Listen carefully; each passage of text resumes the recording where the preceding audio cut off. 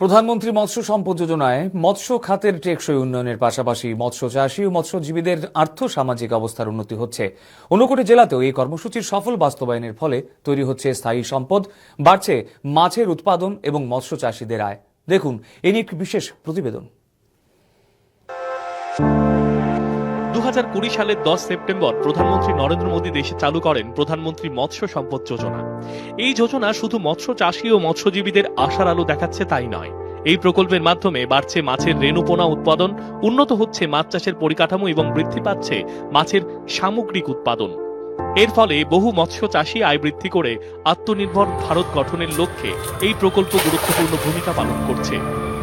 কুমারঘাট মহকুমার দুধপুর গ্রামের সঞ্জীব দাস এই প্রকল্পের মাধ্যমে নিজের বাড়িতেই একটি মাছের খাদ্য প্রক্রিয়াকরণ ইউনিট গড়ে তুলেছেন। এই ইউনিটে উৎপাদিত মাছের খাদ্য তিনি নিজের জলাশয়ে ব্যবহার করার পাশাপাশি বাজারেও বিক্রি করছেন। এতে যেমন তার আয় বেড়েছে, তেমনি এই ইউনিটে কাজের সুযোগ পেয়ে আরো কয়েকজনের কর্মসংস্থান হয়েছে বলে জানান তিনি। আমার সহায় মোটামুটি 15-20 জন মানুষ আছে নানান জায়গাতে মারতে পাইকারি পোনা কিনানে পাইকার নিয়ে সেরা। আমিও সহায় হয়েছি, আমার দ্বারা আরো 20-30 জন বাড়ছে। আর মাছ যদি মাছেরা খাওয়ান না দে, মাছ কেমনে বলবো, মাছেরা খাওয়া দিয়ে দিব। এবারে মেলটা দিয়ে পাইছি, মেল দিয়ে আমি খাওয়ানো উৎপাদন করি। কিছু নিজের আমার যে 7 হেক্টর ফিশারি আমার নিজের তো চলে, এরপরে তো আমি কিছু কিছু যে করার দ্বারা কিছু কম বেশ সেল দিই। ঊনকোটি জেলার কুমারঘাট মহকুমায় এই প্রকল্পে 31.32 হেক্টর জমিতে নতুন পুকুর খনন করা হয়েছে।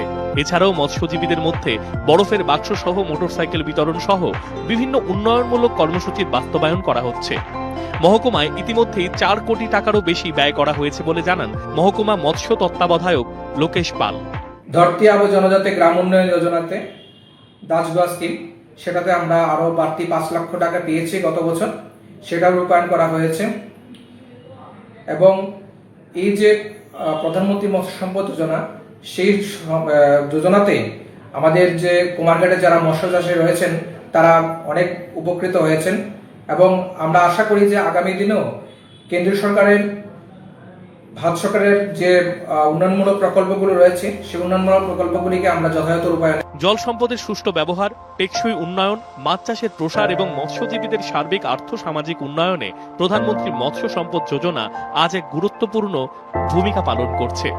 স্থায়ী সম্পদ সৃষ্টি এবং আয় বৃদ্ধির মাধ্যমে এই প্রকল্প গ্রামীণ অর্থনীতিকে আরো শক্তিশালী করে তুলছে। ঊনকোটি জেলা থেকে অনুপম ভট্টাচার্যের প্রতিবেদন, দূরদর্শন সংবাদ, ত্রিপুরা।